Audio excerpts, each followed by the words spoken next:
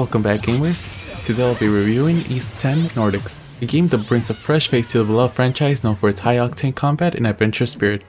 Many of you know, the Ys series has held a special place in the hearts of action RPG fans, and Ys X brings us something new while honoring what came before. But is this new installment worth the hype? Well, let's find out.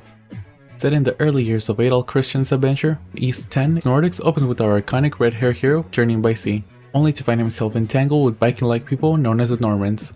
After a swift capture and an unexpected bonding with Karja, a fierce loyal Norman warrior, Adol and Karja are quite literally shackled together with mystical manacles, and what starts as an obstacle quickly turns into a unique alliance as they work together to liberate the Obelia Gulf from the undead threat known as the Gregors.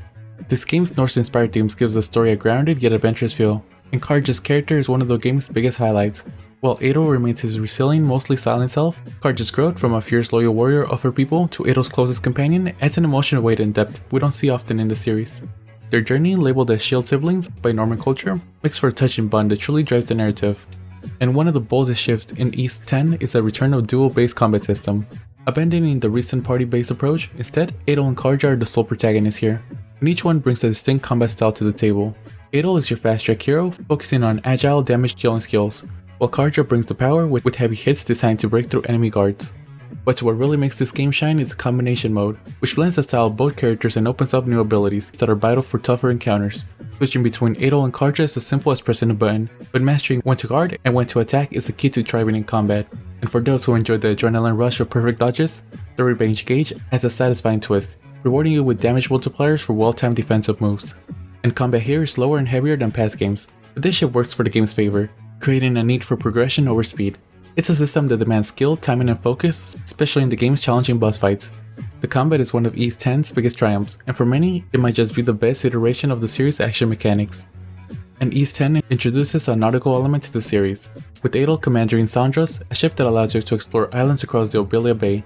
Sailing between islands and uncovering secrets is a refreshing choice, but it's the mana action that makes exploration truly exciting, and these include abilities like a grappling hook, a hoverboard, and elemental powers that influence your surroundings, offering inventive ways to both explore and engage enemies. And for those who love tweaking stats and abilities, Ys 10 has you covered. The game introduces a sphere grid inspired system that allows you to unlock new skills and buffs for both Adol and Karja, customizing their combat styles to fit your preference.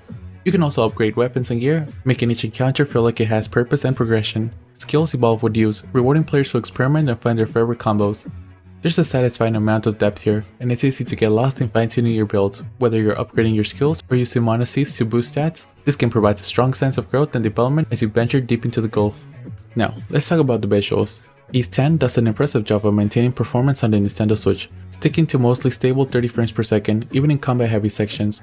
While there's a clear compromise like lower resolution, reduced shadow quality, and less detailed texture, the game remains vibrant and visually cohesive. And on higher-end systems like the PS5 or PC, Ys 10 shines with richer detail and more polished look, especially in environmental textures. And of course, if you've already played the Ys series, then you know what to expect. The game looks good, not great, but it's serviceable. In my opinion, Ys 10 Nordics is a bold new entry that pushes the series in exciting directions while retaining the core elements the fans love. Its duel-based combat, dynamic exploration, and a memorable bond between Adol and Karja give the game a fresh edge. Its experimental elements like the seafaring and mana-based exploration may have some growing pains, but they're a fantastic foundation for future installments. Ys 10 is far from perfect, but it's an engaging and heartfelt adventure that's worth playing. For me, the game's a 7.9 out of 10, and it's a game I could recommend to you, especially if you're a fan of the series. If you've played it, did you like it? Would you recommend it? Let me know in the comments. Thank you for watching till the end. Don't forget to like, comment, share, and subscribe, and have a great day.